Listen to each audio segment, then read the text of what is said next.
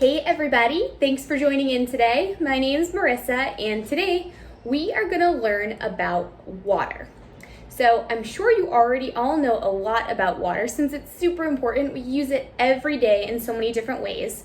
So the first thing that I'm going to challenge everyone to do today is to take 1 minute. I'm going to put a timer on the clock and I want you to talk to somebody in your house, your friends, your family, or just make a list on your own and write down some things that you know about water. Ready? Go ahead.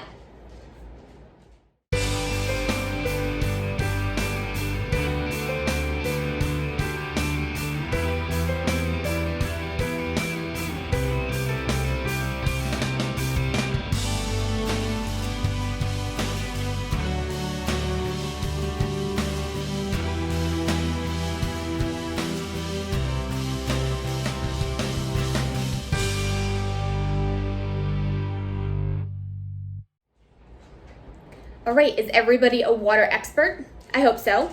I think I sure am. I wrote down a lot of interesting facts. I'm gonna share some of those with you right now. So the first thing that I did was I was thinking about all the different places that we can find water. So I made a big list. And when I think of places I can find water, I'm not thinking about like my bathtub or turning on the faucet. I was trying to think of places in the environment or in nature where I can find water naturally. So some places that I thought of were the ocean. That's a really big one. The ocean contains most of the water on planet Earth. There's also a lot of water in streams or rivers or ponds or lakes. And you know, there's even water underground. There is water that's frozen in glaciers. And you can even find water in plants and animals, including humans.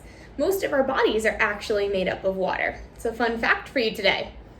So I was also thinking about the different forms that water can come in, because water can actually look a few different ways. There are 3 different ways that water can look, and we call these the states of matter. So you might already know these. Let's quiz you. I'm going to put a couple seconds on the clock and let's see if you can think of those 3 different states of water. And when we come back, I'll give you all a hint.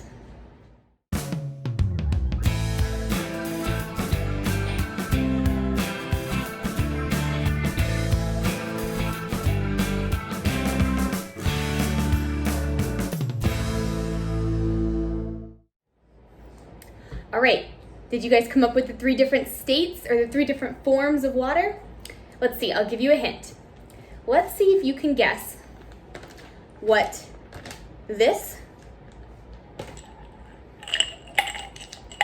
and this all have in common. What do you think? Right, they are all water, but they just look a little different. So this is water that's frozen, right? So we call this ice or snow, and this is water in its solid form. So we call this a solid. This is water as well. This is the one you're probably very familiar with. This is the kind of water we drink or take a bath with or brush our teeth or wash our hands. And this is water in its liquid form.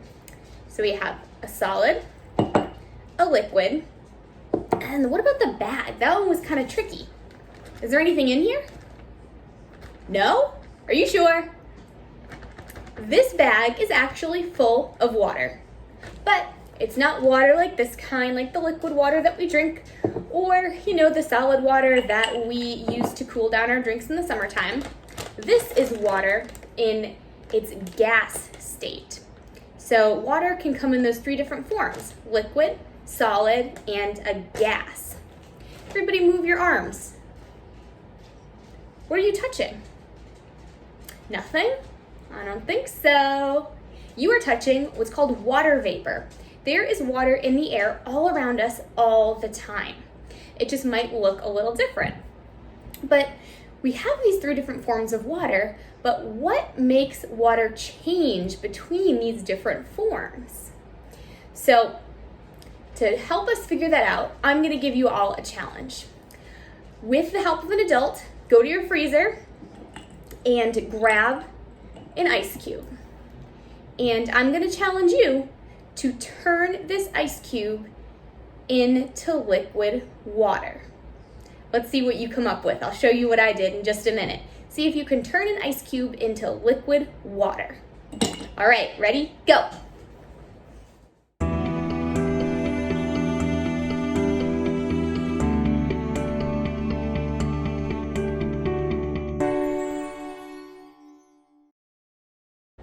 All right, were you able to do it? Did you turn your solid water into liquid water?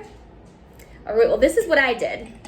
I just grabbed my ice cube and I held it in my hands because it's pretty hot today, so I wanted to cool down. And I rubbed my hands back and forth, back and forth, back and forth, back and forth, and took a little while, but you can see what's happening. Starting to drip down my hands here. My hands are nice and wet, and my ice cube's a little smaller. Maybe you did something similar, or maybe you put it in a plastic bag so you wouldn't get all wet and as messy as I did.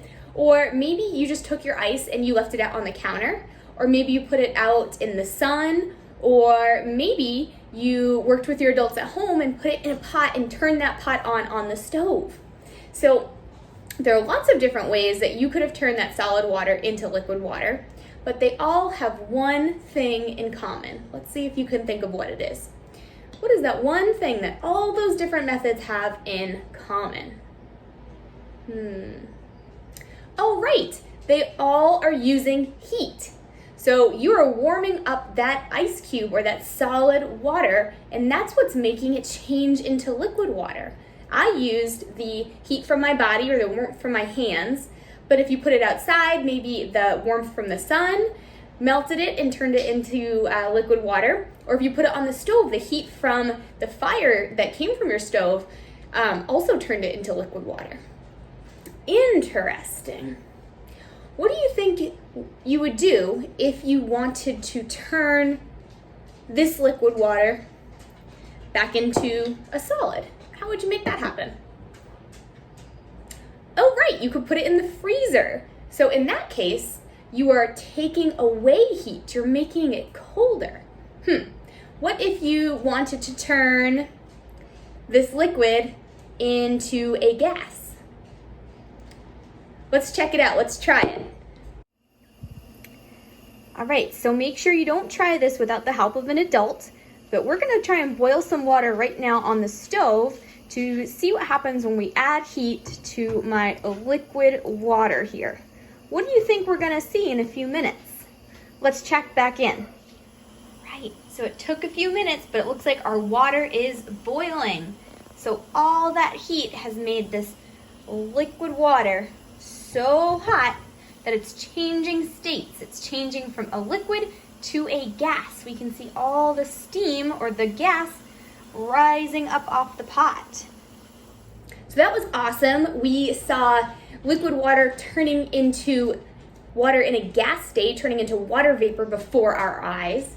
What if I wanted to turn water vapor or water in a gas state into liquid water? How would I do that?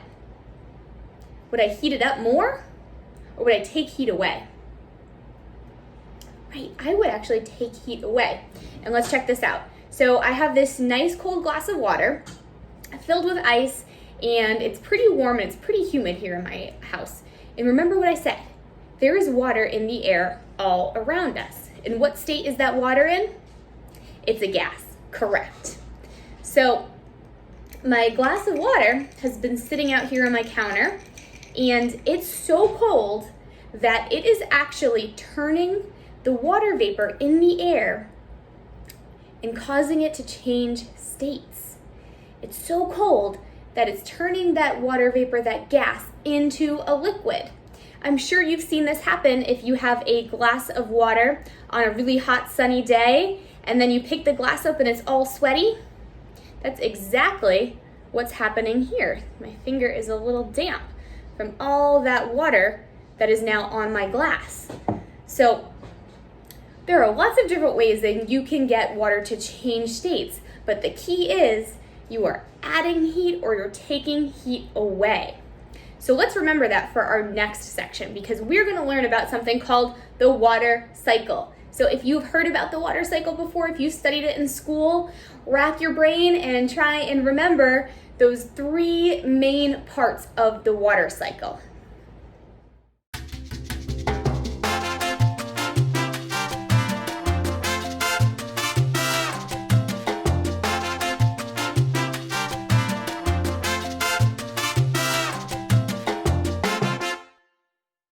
All right, so I hope you racked your memories. I hope you remembered a few things from school.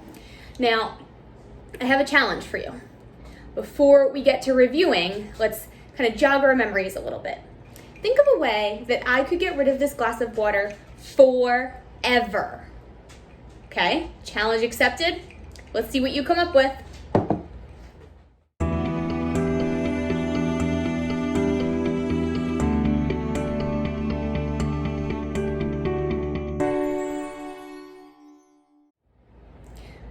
So guess what, everybody? That was a trick question. Let's see if anybody got it right. So no matter what I do with this glass of water, I can't ever get rid of it completely. Even if I drink it, then it will kind of change states. It will pass through my body. It will come out as waste. If I pour it on the ground, then it's just gonna seep into the ground. Maybe some plants will suck it up through their roots, and then maybe it will transpire or leave the plant and then head back up into the atmosphere. If I give it to my dog's gonna drink it. That's not gonna help anything. So, you know what? We can't really get rid of water completely. The same water that you use every day to drink and wash your hands and do all that great stuff we use water for is the same water that was here around the time of the dinosaurs. It never disappears, it just changes states or changes the way it looks and cycles. It's always moving around the planet Earth. So this is called the water cycle. So now we're getting to the good stuff. Can you act it out with me? Okay, so imagine that you're a water droplet and you're floating around in the ocean. This is you making some waves. And the sun starts to beat down on you. So the sun is really heating you up and making you super, super warm. You get really excited, and guess what? You're going to heat up so much that your water self floating around in the ocean in your liquid state is going to rise up. You're going to get so much heat that you change states and you turn into water vapor. You turn into a gas. And you go high, high, high, high, high, up, way up high in the atmosphere. And guess what? It's super, super cold up there. And what happens to water as a gas when it gets cold? Right, it turns back into a liquid. So it starts to collect in the clouds up in the sky. And there's so much water in those clouds that eventually the cloud can't hold onto that water anymore. And guess what? Yep, it starts to rain. So those are the three main parts. So now let's put some words to them. So when water heats up in the ocean, it turns from a liquid to a gas. We call that evaporation. Can everybody sound that out with me? Evaporation. That's a long word. And then when it's up in the sky and it's super, super cold and it starts to form clouds, it changes back from a gas to a liquid. We call that condensation. Condensation. And then the last part, when those clouds get too heavy to hold on to all that liquid water anymore, it starts to come out and it rains or it snows or it hails, and we call that precipitation. Precipitation. Whew. Those are a lot of big words. But you're in luck because I have a song to help you remember that. So this is called the water cycle song, obviously because it's about the water cycle. So we're gonna put some motions to this song too to help us remember. So the first part goes, water travels in a cycle, yes it does. Water travels in a cycle, yes it does. All right, ready for the next part? It goes up as evaporation forms, clouds as condensation comes, down as precipitation, Water travels in a cycle, yes it does. Oh, awesome, good job. Let's do it one more time to make sure everybody has it. Water travels in a cycle, yes it does. Water travels in a cycle, yes it does. It goes up as evaporation, forms clouds as condensation, comes down as precipitation. Water travels in a cycle, yes it does. Yes, good job everyone. So remember that, because we are going to be doing some water cycle challenges, and we're going to read a story and put that knowledge to the test. So remember, water never disappears, it just changes the way it looks. When you heat water up, it goes from a solid, like ice, to a liquid, like the water we drink, and then to water vapor, to a gas, the kind that's in the air all around us. And if you take that heat away, it will change from water vapor. It will condensate, like on my glass here, turn back into a liquid. And then if you take away even more heat, like putting that water in your freezer, we will get solid water and we will get ice.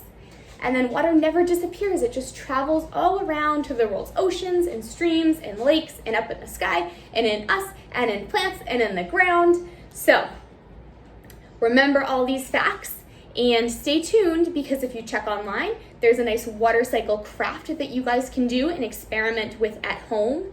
And we're actually going to read a story next and then take a walk outside to see what states of water we can find in our own backyards. See you soon.